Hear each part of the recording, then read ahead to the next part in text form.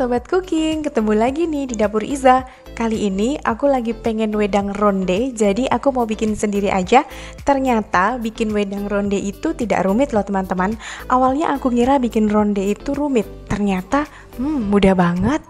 Tonton terus video ini sampai habis ya.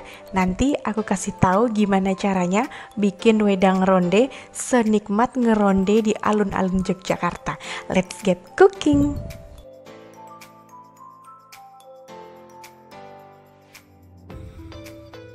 Untuk rondenya di sini aku mau bikin dua variasi ya teman-teman. Yang pertama pakai ronde pandan dan yang kedua ronde original. Ini untuk bahan yang pandan ada tepung ketan, tepung beras dan pasta pandan. Ini untuk yang original tanpa pasta pandan, tentunya ada air hangat di sini. Untuk detail resepnya nanti teman-teman bisa cek di kolom deskripsi yang ada di bawah video ini ya. Ini untuk isian rondenya namanya enting-enting kacang. Bahan-bahannya ini ada kacang tanah yang disangrai, gula dan air hangat. Lalu ini untuk kuah jahenya, di sini ada jahe yang sudah dibakar dulu terus digeprek, ada gula pasir, ada gula merah dan tentunya air. Oh iya, ada tambahan serai dan daun jeruk, tadi lupa nggak ke foto. Kemudian ini untuk kacangnya buat topping atau taburan, cukup disangrai aja. Langkah pertama, kita akan buat enting-enting kacang untuk isian rondenya ya. Di sini kacang kita blender dulu biar halus. Nah, di sini kacangnya aku beli ini ya, kacang kemarin sih kan aku bikin donat ceritanya ya sebelum video ini.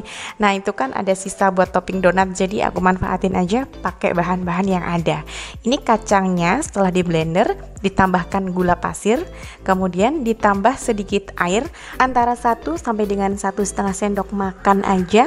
Fungsinya hanya untuk membantu supaya nanti gula dengan kacangnya ini bersatu gitu. Kemudian kita aduk sampai seperti ini. Jangan sampai keenceran ya teman-teman membuat enting-entingnya ini. Pokoknya cukup ini kacang dengan gulanya ini bersatu aja. Nah, kemudian langkah yang kedua, kita akan membuat ronde original dulu. Caranya mudah banget, tinggal kita tuang ini tepung ketan putih, tuang ke dalam suatu wadah, semuanya ditambah tepung beras, kemudian tuang air sedikit demi sedikit ya. Ini airnya air hangat, jadi sedikit demi sedikit kita aduk-aduk. Airnya jangan langsung semuanya, takutnya nanti keenceran. Jadi 100 ml air di sini teman-teman tidak saklek, boleh dikurangin, boleh ditambah. Pokoknya kalau mau nambah sedikit demi sedikit aja. Aku mau pakai tangan aja biar aku bisa merasakan teksturnya, biar nanti tidak terlalu encer dan tidak terlalu keras. Nah, ciri-cirinya kalau adonan itu sudah bisa dibentuk seperti ini, sudah tidak pecah ketika mau kita bentuk seperti ini. Nah, ini sudah sedikit kalis ya mungkin namanya, itu sudah cukup. Kemudian di sini aku mau panaskan air sambil nanti aku membulatkan biar airnya mendidih dulu. Nah, caranya ambil sedikit bagian adonan lalu kita bulatkan dengan tangan, kita pencet-pencet seperti ini, kemudian ambil enting-entingnya sesuai selera, mau gede kecilnya sesuai selera aja. Lalu kita bungkus dengan kulitnya ya, kulit adonannya, kemudian kita bulatkan lagi seperti ini. Nah, kalau misalnya adonan kulitnya itu tadi keenceran, susah dibentuknya. Jadi kalau kekerasan dia juga susah karena pecah gitu.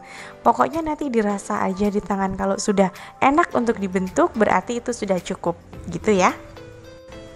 Ulangi terus, lakukan kayak gini terus sampai adonannya selesai. Nah, ini yang sudah dibulatkan memang saya taruh di dalam piring warna merah, tapi ini tidak bisa ditaruh lama ya teman-teman, karena kalau ditaruh lama nanti adonannya itu yang bagian bawah akan nempel karena ini tepung ketan, jadi nggak boleh lama-lama. Kemudian ini nanti aku jadi beberapa butir dulu, langsung aku mau masukkan ke dalam air yang mendidih. Nah, gini. Jadi kalau misalnya teman-teman mau langsung setiap jadi satu bulat langsung dimasukkan ke air, bulatin lagi jadi satu bulat, masukkan lagi ke air, itu juga nggak apa-apa. Tapi kalau misalnya memang mau ditaruh di wadah tersendiri dulu sampai terkumpul beberapa bulatan, itu jangan lama-lama. Oke? Ciri-ciri ronde yang sudah matang, dia akan mengapung seperti ini. Nah, ini aku juga mau bikin ronde yang kecil. kecil-kecil tanpa ada isian dalamnya. Untuk apa ya? Untuk variasi aja sih. Jadi nanti ada yang kecil yang nggak ada enting-entingnya, ada yang besar yang ada enting-entingnya. Nah, kalau sudah semuanya mengapung seperti ini bisa kita angkat. Kita tiriskan seperti ini, lalu masukkan ke dalam air yang sudah ditaruh di wadah. Airnya air matang ya, jangan lupa, jangan air keran. Nah, tujuannya apa? Tujuannya supaya rondenya tidak lengket. Kalau ditaruh kering di tempat yang kering tanpa air, tanpa dimasukkan ke dalam air, ronde itu nanti dia akan bergandengan satu sama lain. Karena ronde itu solidaritasnya tinggi, jadi akan selalu bergandengan gitu teman-teman. Nah, kemudian langkah yang ketiga, kita akan membuat ronde pandannya. Langkahnya sama kayak tadi ronde original ya. Tuang tepung ketan, tepung beras. Kemudian bedanya di sini aku mau tambahkan pasta pandan, tapi pasta pandannya aku campur ke dalam airnya biar nanti larutnya itu mudah. Ini kurang lebih antara setengah sendok teh aja ya. Kemudian tuang sedikit demi sedikit, airnya sama, air hangat ya. Kemudian tuang sedikit demi sedikit. Kemudian ini aku mau pakai tangan aja biar aku bisa langsung merasakan, bersentuhan langsung dengan adonannya, biar aku bisa merasakan teksturnya, biar nanti nggak terlalu keras dan nggak terlalu lembek ya. Kita aduk-aduk sampai semua tercampur rata. Misalnya ada kasus teman-teman terlanjur kebanyakan nuang airnya, jadi adonannya kelembean. Tapi teman-teman nggak mau nambah tepung, ya udah nggak apa-apa. Nanti kalau sudah jadi adonannya, teman-teman bisa diamkan dulu beberapa menit, diistirahatkan aja adonannya. Nanti kadar airnya akan berkurang. Bisa dibanting-banting sedikit seperti ini, biar sedikit kalis ya. Nah, kalau dirasa sudah cukup, kita bisa ambil sedikit adonannya, kemudian kita bulatkan dengan tangan, kita pencet-pencet, lalu kita isi dengan enting-enting, rapatkan kembali. Caranya persis dengan pembuatan ronde yang original tadi. Atau ini juga hampir sama ya dengan pembuatan klepon, cuma beda diisi. Kalau klepon nggak pakai kacang, kalau ronde dia pakai gula kacang. Nah, kalau yang ronde pandan ini saya tidak akan taruh di tempat dulu kayak yang ronde original tadi. Jadi ketika selesai membuat satu bulatan, mau saya masukkan ke dalam air mendidih. Nah, airnya ini tadi saya pakai bekas air rebusan untuk ronde originalnya. Biasalah jiwa emak-emak itu kan cari praktisnya, daripada harus memanaskan air lagi dari nol, ya udah mending pakai yang sudah ada gitu. Lakukan semuanya sampai adonan habis ya. Kalau sudah mengambang seperti ini, tandanya rondenya sudah matang dan siap kita angkat. Sama, kita tiriskan, lalu tuang ke dalam wadah yang sudah diisi air. Jangan lupa air matang, nggak perlu air es atau air hangat, air biasa aja yang penting matang. Karena kalau nggak matang nanti bisa pilek loh. Sekarang aku mau bikin kuah jahenya. Ini jahenya dibakar dulu ya teman-teman. Kenapa dibakar dulu? Karena kalau dibakar itu jahenya akan lebih wangi aromanya. Dan menurut pengamatan saya sih, kalau jahe dibakar dia itu akan mengeluarkan rasa pedas yang lebih daripada nggak dibakar. Saya mau ambil praktisnya aja. Saya bakar jahenya cukup di kompor, daripada saya harus ngeluarin alat pembakar, apa itu alat pembakar sate atau apa, mending di kompor aja seperti ini ya teman-teman ya. Cukup ditusuk pakai tusuk sate, kita bakar sampai aroma wanginya itu keluar. Nanti teman-teman akan mencium aroma wangi ya ketika nanti jahenya dibakar.